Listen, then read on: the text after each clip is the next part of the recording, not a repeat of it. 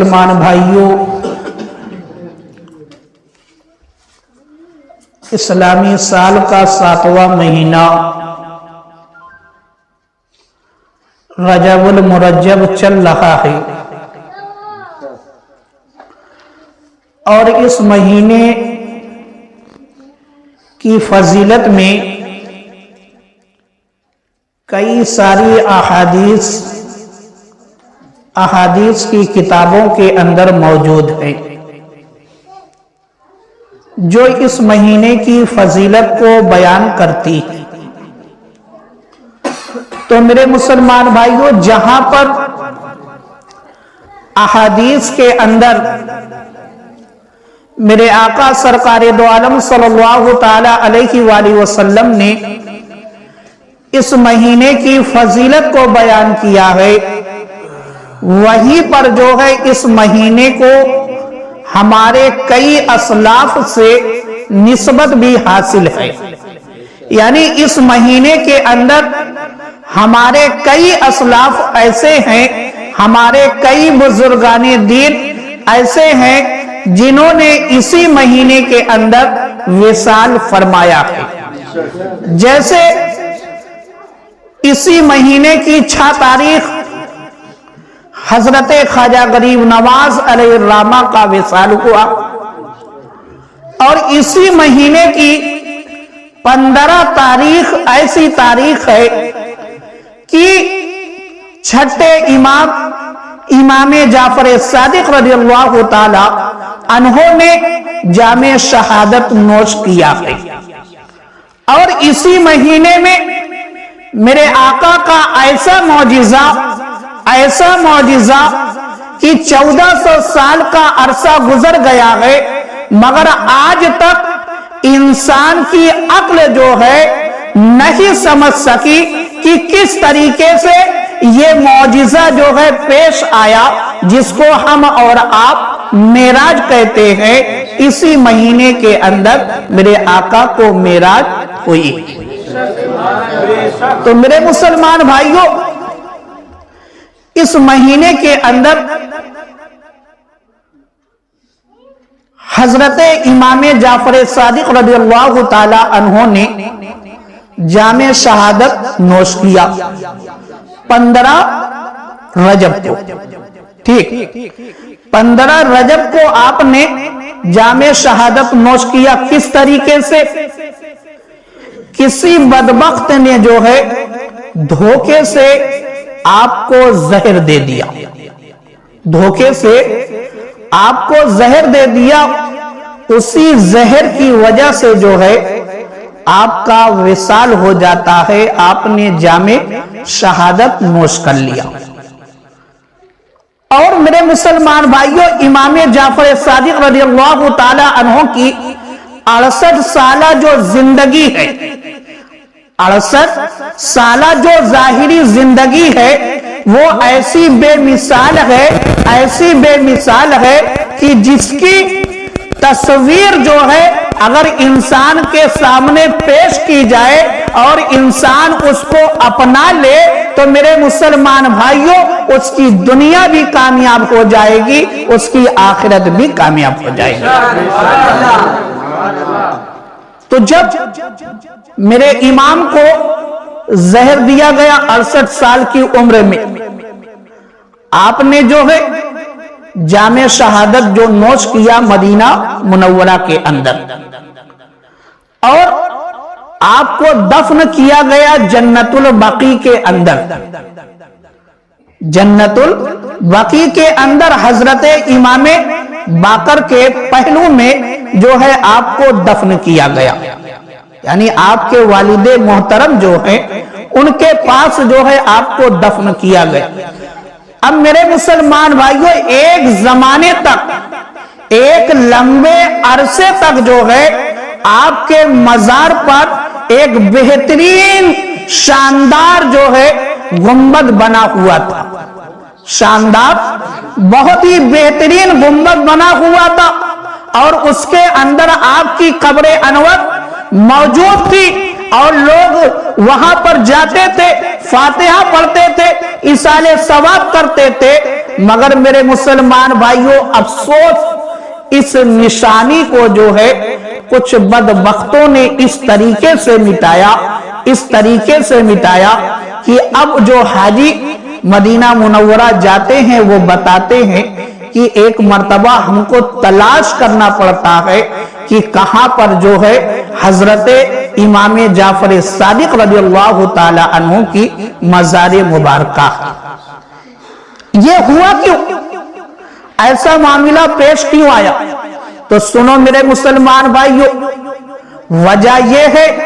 कि जब तक सऊदी यानी अरब के अंदर सऊदी हुकूमत नहीं थी, जन्नतुल बकी के अंदर हजरत फातिमा की कब्र पर भी गुंबद बना हुआ था, हजरत ज़ैनुल आबदीन की कब्र पर भी गुंबद बना हुआ था। यानी जन्नतुल बकी के अंदर अहले बैत के जितने अफराद मौजूद थे सबकी कब्र अनवर पर जो है शानदार मकबरा बना हुआ था, शानदार गुंबद बना हुआ था और लोग जाकर जो है वहां पर फातिहा खानी किया करते थे। मगर जब जालिम डाकुओं की हुकूमत आ गई, सऊदी हुकूमत आ गई, तो इसने जो है इस तरीके से इन निशानियों को मिटाया कि तमाम मकबरों पर, तमाम गुंबदों पर जो है बुलडोजर चलाकर सबको जमीन दोष कर दिया गया। ये जुल्म किया गया है, ये इतना बड़ा जुल्म जो है अहले बैत पर भी किया गया और जन्नतुल बकी के अंदर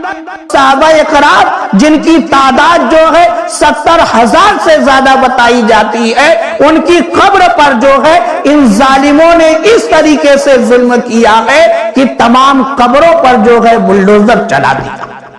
और आज लोग कहते हैं कि वहां के लोग बहुत अच्छे हैं, ऐसे हैं वैसे। नहीं मेरे मुसलमान भाइयों, इन लोगों ने सिर्फ कब्रों पर ही बुलडोजर नहीं चलाया है, बल्कि बहुत ही ज्यादा बेशुमार मस्जिदों को भी शहीद किया। जिन मस्जिदों का नाम जो है किसी सहाबी के नाम पर था या किसी अहले बैत के फर्द के नाम पर था, तमाम मस्जिदों को इन लोगों ने जो है शहीद कर दिया। तो मेरे मुसलमान भाइयों, कहने का मकसद ये है कि हम अहले सुन्नत व जमाअत 15 रजबुल मुरज्जब को जो है अपने इमाम की बारगाह में खिराज अकीदत पेश करते हैं, जिसको उर्फन लोग जो है कूड़े की न्याज कहते हैं। उर्फन जिसको लोग कूड़े की न्याज कहते हैं, ये भी जो है हकीकत में इसाले सवाब है। हकीकत में इसाले सवाब है। जिस तरीके से हम रसूलुल्लाह के नाम से नजर पेश करते हैं, जिस तरीके से हम सहाबाए किराम के नाम से नजर पेश करते हैं, सहाबाए किराम की बारगाह में नजर पेश करते हैं, अहले बैत की बारगाह में नजर पेश करते हैं, उसी तरीके से ये कूड़ा भी, उसी तरीके से ये कूड़ा भी हम इमाम जाफर सादिक की बारगाह में नजर पेश करते हैं। और दूसरी चीज, जैसे और चीजों को ले लीजिए, यानी जब हम किसी और बुजुर्ग के नाम से इसाले सवाब करते हैं तो उसके लिए कोई कैद नहीं बनाते, कोई कानून नहीं बनाते, कोई भी मिठाई ले लेते हैं या कोई भी चीज ले लेते हैं, उसको इसाले सवाब कर देते हैं कुछ तिलावत करके। इसी तरीके से ये भी फातिहा है, आपको जो सूरत याद हो, दुरूद शरीफ याद हो, आप उसकी तिलावत करें और जो चीज आराम के साथ आपको मयस्सर आ जाए आप उसको ले ले और उसको जो है इसाले सवाब इमाम जाफर सादिक की बारगाह में कर दे। और मेरे मुसलमान भाइयों, अब देखो, अब यहां से ये समझो कि इमाम जाफर सादिक है कौन। इमाम जाफर सादिक है कौन? पहली बात, इमाम जाफर सादिक 12 इमामों में से छठे इमाम, 12 इमामों में से छठे इमाम है। हजरत अली रज़ियल्लाहु ताला अन्हु, हजरत इमाम हसन रज़ियल्लाहु ताला अन्हु, हजरत इमाम हुसैन रज़ियल्लाहु ताला अन्हु, हजरत इमाम ज़ैनुल आबदीन رضی اللہ تعالی عنہ، حضرت امام باقر رضی اللہ تعالی عنہ اور حضرت امام جعفر صادق رضی اللہ تعالی عنہ۔ آپ چھٹے امام ہیں۔ اور دوسری بات، آپ کا تعلق جو ہے اہل بیت سے، آپ کا تعلق اہل بیت سے ہے، یعنی میرے آقا کے خاندان سے ہیں آپ۔ اور میرے آقا نے فرمایا ہے کہ تم جو ہے میری اہل بیت سے اتنی محبت کرو، اتنی محبت کرو کہ تمہاری اولاد سے زیادہ جو ہے میری اولاد کی محبت تمہارے دل کے اندر، تمہارے دل کے اندر ہو۔ اسی لیے میرے مسلمان بھائیوں، کوئی بھی شخص جو ہے اس وقت تک سنی نہیں ہوتا جب تک اس کے دل میں جو ہے اہل بیت کی محبت نہیں، اہل بیت کی محبت نہیں ہوتی۔ اور میرے مسلمان بھائیوں، جیسے کچھ لوگ کہتے ہیں کہ ہم بھی ائمہ اہل بیت کو مانتے ہیں، ہم بھی ائمہ اہل بیت کو مانتے ہیں، جملے پر غور کرنا میرے مسلمان بھائیوں، ہم بھی نہیں، ہم ہی جو ہے اہل بیت کو، ائمہ اہل بیت کو مانتے ہیں۔ تو میرے مسلمان بھائیوں، اسی لیے میرے سیدی اعلیٰ حضرت نے فرمایا ہے، اہل سنت کا ہے بیڑا پار، اصحاب حضور نجم ہے اور ناؤ ہے اطرت رسول اللہ۔ اب دیکھو میرے مسلمان بھائی، امام جعفر صادق رضی اللہ تعالی عنہ، آپ اہل بیت سے ہیں۔ اب آپ کا شجر نسب جو ہے اس پر ذرا غور کر لیں، کیونکہ امام جعفر صادق کو سمجھنے کے لیے آپ کا شجر نسب جو ہے یہ بہت ہی اہمیت کا حامل ہے۔ آپ کا جو شجر نسب ہے والد کی طرف سے، یعنی باپ کی طرف سے، امام جعفر صادق رضی اللہ تعالی عنہ کے والد جو ہے وہ حضرت امام باقر ہیں، اور حضرت امام باقر کے جو والد ہیں حضرت امام زین العابدین ہے، اور حضرت امام زین العابدین کے جو والد ہیں وہ حضرت امام حسین ہے، اور حضرت امام حسین کے جو والد ہیں وہ حضرت علی رضی اللہ تعالی عنہ ہے۔ یہ والد کی طرف سے آپ کا شجر نسب ہو گیا۔ اب آپ کی والدہ کی طرف سے آپ کا شجر نسب کیا ہے؟ تو دیکھو، آپ کی والدہ کا نام حضرت ام فروہ ہے، حضرت ام فروہ، اور آپ کے والد کا نام یعنی حضرت ام فروہ کے والد کا نام جو ہے حضرت قاسم ہے، حضرت قاسم ہے، اور حضرت قاسم کے والد کا نام جو ہے حضرت محمد ہے، اور حضرت محمد کے والد کا نام جو ہے حضرت ابو بکر صدیق رضی اللہ تعالی عنہ، یعنی حضرت امام جعفر صادق رضی اللہ تعالی عنہ والد کی طرف سے جو ہے علوی ہے، حسینی سید ہے، حسینی سید ہے، اور ماں کی طرف سے جو ہے آپ صدیقی، ماں کی طرف سے آپ صدیقی ہیں۔ تو میرے مسلمان بھائیوں، اب اس شجر نسب میں دیکھیں کہ حضرت امام جعفر صادق رضی اللہ تعالی عنہ کا جو والد کی طرف سے شجر نسب ہے یہ بھی بے مثال ہے، اور جو ماں کی طرف سے ہے یہ بھی بے مثال ہے، یہ بھی بے مثال ہے۔ کیوں؟ کس طریقے سے؟ آؤ دیکھو، ماں کی طرف سے پہلے دیکھ لے کہ حضرت ام فروہ کے جو والد حضرت قاسم ہیں، ان کی شخصیت کو سمجھے، یہ اپنے وقت کے ایسے قاضی، ایسے عالم دین ہیں کہ اس وقت مدینہ کے اندر صرف 7 ایسے فقیہ تھے کہ جن کو اجازت تھی فتویٰ دینے کی، جن کو اجازت تھی فتویٰ دینے کی۔ ان 7 مفتیان اکرام میں ایک نام جو ہے حضرت قاسم کا ہے، ایک نام حضرت قاسم کا ہے۔ تو معلوم کیا ہوا کہ جو علم کا دریا میرے آقا سے نکلا تھا وہ حضرت امام جعفر صادق تک والد کی طرف سے بھی پہنچا گئے اور والدہ کی طرف سے بھی پہنچا گئے۔ اور دیکھو حضرت قاسم کے جو والد ہیں حضرت محمد یہ کون ہے؟ یہ حضرت علی کے روحانی بیٹے ہیں، یہ حضرت علی کے روحانی بیٹے ہیں۔ وہ کس طریقے سے؟ وہ اس طریقے سے کہ جب حضرت ابو بکر صدیق رضی اللہ تعالی عنہ نے دنیا سے پردہ کر لیا، آپ کا وصال ہو گیا، تو آپ کی بیوہ جو بیوی تھی ان کا نکاح جو ہے حضرت علی سے ہو جاتا ہے، اور حضرت علی کی پرورش میں یہ حضرت محمد آ جاتے ہیں، یہ حضرت محمد آ جاتے ہیں۔ تو حضرت محمد جو ہے حضرت علی کے شاگرد بھی ہیں اور روحانی بیٹے بھی ہیں، شاگرد بھی ہیں اور روحانی بیٹے بھی ہیں۔ تو میرے مسلمان بھائیوں، حضرت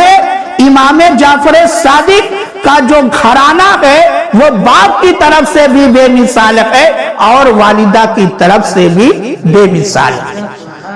اور دیکھو میرے مسلمان بھائی، یہی حضرت امام جعفر صادق رضی اللہ تعالی عنہ ہے جن کی تاریخ پیدائش جو ہے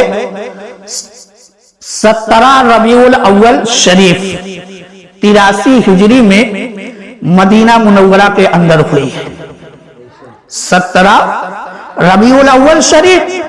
83 ہجری میں مدینہ منورہ کے اندر ہوئی۔ جب آپ روئے زمین پر تشریف لائے، ایسے وقت میں آپ تشریف لائے کہ میرے مسلمان بھائیوں اس وقت جو ہے آپ کے والد محترم جو تھے حضرت امام باقر وہ گھر پر موجود نہیں تھے۔ تو جب آپ کی پیدائش ہو گئی تو جب بیٹا پیدا ہوا، اور یہ ایسا بیٹا جس کی کوئی مثال نہیں ہے، جب یہ لاجواب بیٹا روئے زمین پر تشریف لایا تو جو دائی تھی وہ خوشی میں جو ہے دوڑتی ہوئی آپ کے دادا حضرت امام زین العابدین کے پاس پہنچی اور یہ خوشخبری سنائی کہ اے امام، آپ کے گھر میں ایک بیٹا تشریف لایا ہے۔ جب امام زین العابدین نے یہ بات سنی تو آپ نے پوچھا اس دائی سے کہ آنے والا بیٹا جو ہے کیا وہ خوبصورت ہے، کیا وہ تندرست ہے، کیا وہ سانسیں لے رہا ہے؟ دیکھو میرے مسلمان بھائی، یہ امام ہے، ان کے علم کا عالم دیکھو کہ ابھی تک آپ نے بچے کا دیدار نہیں کیا ہے، مگر سوال یہ بتا رہا ہے کہ یہ آنے والا بچہ جو ہے آپ کی نظر سے پوشیدہ نہیں ہے۔ اللہ تعالیٰ نے آپ کو ایسا علم غیب عطا فرمایا ہے کہ آنے والا بچہ جو ہے آپ کی نظر سے پوشیدہ نہیں ہے۔ جب میرے امام نے یہ سوال کیا اس دائی سے تو دائی نے یہ جواب دیا کہ اے امام، آنے والا جو بچہ ہے خوبصورتی کے معاملے میں لاجواب ہے، بے مثال ہے، اس کی آنکھیں جو ہے بڑی بڑی ہے اور اس کی آنکھیں جو ہے نیلی ہے، اس کی آنکھیں نیلی ہیں۔ اب دیکھو میرے مسلمان بھائیوں،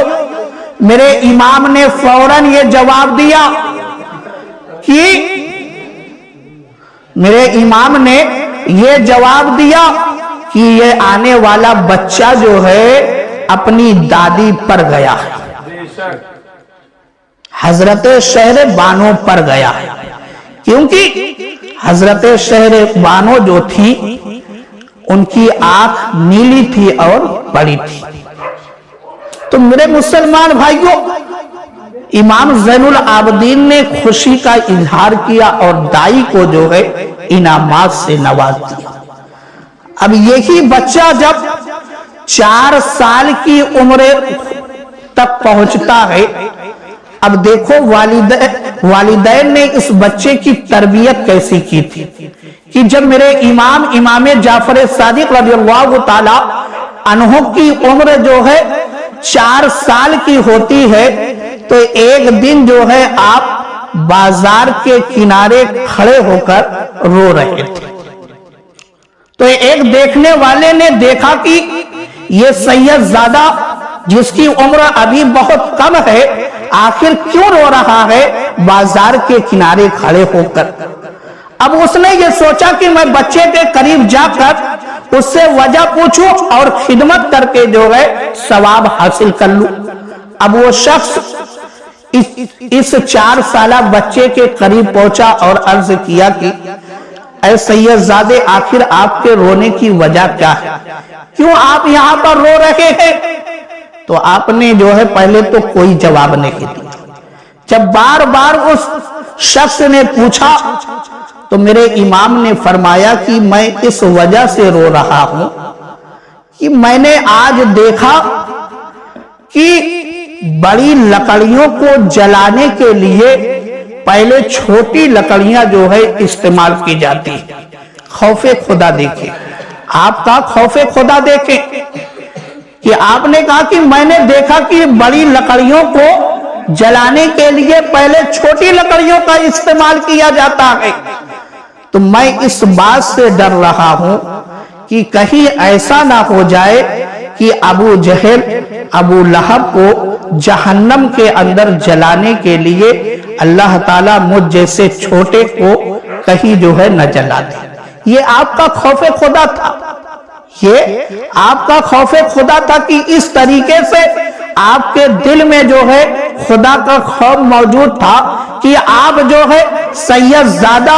ہونے کے باوجود، اولاد نبی ہونے کے باوجود، جن کے اوپر جو ہے جہنم کی آگ حرام ہو چکی ہے، مگر پھر بھی جو ہے آپ کے دل میں اس طریقے سے جو ہے خوف خدا تھا، اور ہم اور آپ کی تعلیم کے لیے یہ چیز موجود تھی۔ میرے امام ہم اور آپ کو یہ تعلیم دینا چاہتے تھے کہ جب میں اتنے بلند مقام پر ہونے کے باوجود جو ہے خدا سے اتنا ڈرتا ہوں تم کو جو ہے کتنا زیادہ ڈرنا چاہیے۔ سوچو میرے مسلمان بھائی، مگر ہمارا دل جو ہے آج خوف خدا سے بالکل خالی ہو چکا۔ ہم گناہ کرتے ہیں، گناہ والے کام کرتے ہیں، اس کو گناہ سمجھتے نہیں۔ ہماری یہاں تک جو ہے نوبت آ چکی ہے، ہماری نوبت یہاں تک آ چکی ہے کہ ہم گناہ والے کام تو کرتے ہیں، صبح میں بھی کرتے ہیں، شام میں بھی کرتے ہیں، مگر ان کو جو ہے گناہ نہیں سمجھتے۔ کیونکہ اگر ہمارے دل میں خوف خدا ہوتا، ہم کو یہ خیال ہوتا کہ کل بروز حشر جو ہے ہم کو خدا کی بارگاہ میں جواب دینا ہے، ہم کو اپنے آقا کو اپنا چہرہ دکھانا ہے، تو ہرگز جو ہے کبھی ایسی ہماری کیفیت نہیں ہوتی۔ اور دیکھو میرے مسلمان بھائیو، اگر ہمارے دل میں نبی سے محبت اور یہ چیز ہمارے دل میں بیٹھ جائے کہ کل بروز حشر جو ہے ہم کو اپنے آقا کی بارگاہ میں جا کر شفاعت کے لیے اپنے چہرے کو دکھانا ہے، تو میرے مسلمان بھائیو کبھی بھی ہم جو ہے اپنے آقا کے فرمان کے خلاف کوئی کام نہیں کریں گے۔ مگر آج ہمارے آقا کا فرمان ہم کو سنایا جاتا ہے، ہمارے جسم میں کوئی تبدیلی نہیں آتی، ہمارے رویہ میں کوئی بدلاؤ نہیں آتا، مگر یہی دیکھو امام جعفر صادق رضی اللہ تعالی عنہ ہے، جب آپ کے سامنے میرے آقا کا ذکر کیا جاتا تھا، جب میرے آقا کا ذکر کیا جاتا تھا، آپ کا جسم جو ہے زرد ہو جایا کرتا تھا، آپ کا جسم زرد ہو جایا کرتا تھا۔ ہمارے سامنے جو ہے حدیثیں پڑھی جاتی ہے، اپنے آقا کا فرمان سنایا جاتا ہے، مگر ہمارے اندر کوئی تبدیلی نہیں آتی۔ تو میرے مسلمان بھائیوں، ہمارے امام نے جو ہے قدم قدم پر ہماری رہنمائی کی ہے، ہمیں زندگی گزارنے کا طریقہ سکھایا ہے کہ ہم کو دنیا کے اندر کس طریقے سے جو ہے زندگی گزارنی ہے۔ اگر زندگی گزار کر کامیابی حاصل کرنا ہے تو دنیا میں بھی قرآن و حدیث پر عمل کرنا پڑے گا، تب تو ہم آخرت میں جو ہے کامیاب ہوں گے۔ اور آخری بات سن لے، میرے امام کا علمی مقام دیکھ لے، علمی مقام۔ آپ کا علمی مقام یہاں سے آپ سمجھ لیں کہ آپ کے 4000 ایسے شاگرد ہیں جو اپنے وقت کے امام ہیں، اور آپ کی بارگاہ میں ایسے ایسے امام جو ہے تعلیم حاصل کرنے کے لیے جاتے تھے، فیض حاصل کرنے کے لیے، کہ جس کو دنیا جو ہے امام اعظم ابو حنیفہ کہتی ہے۔ فقہ کے 4 اماموں میں سے 2 امام ایسے ہیں جنہوں نے امام جعفر صادق سے تعلیم حاصل کی۔ ایک کا نام جو ہے امام اعظم ابو حنیفہ نعمان بن ثابت رضی اللہ تعالی عنہ ہے، جن کی ہم اور آپ تقلید کرتے ہیں۔ اور ایک امام کا نام جو ہے حضرت مالک، حضرت مالک ہے۔ 4 اماموں میں سے 2 امام ایسے ہیں۔ اور میرے مسلمان بھائیوں، جب امام اعظم ابو حنیفہ رضی اللہ تعالی عنہ کی عمر شریف جو ہے بہت زیادہ ہو گئی، یعنی آپ کا بال سفید ہو گیا، ایسی عمر میں جو ہے ایک مرتبہ کسی نے پوچھا آپ سے کہ اے امام آپ کی عمر کتنی ہے، آپ کی عمر کتنی ہے؟ تو آپ نے کہا کہ میری عمر جو ہے صرف 2 سال، میری عمر صرف 2 سال ہے۔ تو شخص نے کہا کہ اے امام آخر آپ کیوں مذاق کر رہے ہیں؟ تو امام اعظم ابو حنیفہ نے فرمایا کہ میں مذاق نہیں کر رہا ہوں، میں حقیقت بیان کر رہا ہوں کہ حقیقت میں میری عمر وہی ہے جو میں نے 2 سال امام جعفر صادق کی بارگاہ میں گزاری ہے۔ تو میرے مسلمان بھائیوں، امام اعظم ابو حنیفہ رضی اللہ تعالی عنہ نے اہمیت بتا دی، اور آپ کا علمی مقام ہم اور آپ کو سمجھا دیا کہ امام جعفر صادق کا علمی مقام کتنا بلند ہے۔ اور امام مالک جو امام جعفر صادق کے شاگرد ہیں، آپ فرماتے ہیں کہ میں جب بھی امام جعفر صادق کی بارگاہ میں جاتا تھا تو امام کو جو ہے 3 عبادتوں میں سے کسی نہ کسی ایک عبادت میں ضرور مشغول پاتا تھا۔ یا تو آپ جو ہے نماز پڑھ رہے ہوتے، یا تو جو ہے آپ تلاوت کر رہے ہوتے، یا تو جو ہے آپ روزے کی حالت میں ہوتے تھے۔ یہ آپ کی عبادت کا عالم ہے کہ آپ کی زندگی کا ہر پل جو ہے عبادت میں گزرا کرتا تھا۔ تو میرے مسلمان بھائیوں، صرف امام کے نام سے جو ہے مٹھائی کھا کر جو ہے اپنی زندگی کو نہ گزار دے، بلکہ امام کی سیرت سے سبق حاصل کر کے اپنی زندگی کو بھی کامیاب بنائے، اپنی زندگی کو بھی کامیاب بنائے۔ جب میرے امام نے اپنی زندگی میں ہر پل جو ہے عبادتوں میں گزارا، تو ہم اور آپ کو بھی چاہیے کم سے کم فرض نماز تو ادا کریں، جو وقت ملے تلاوت تو کر لے، جو بھی نیک کام کرنے کا موقع مل جائے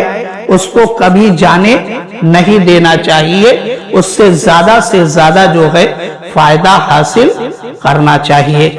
اللہ تعالیٰ کی بارگاہ میں دعا ہے کہ مولا تعالیٰ ہم سب کو عمل کرنے کی توفیق عطا فرما۔ وآخر دعوانا کھڑے ہو جائیے۔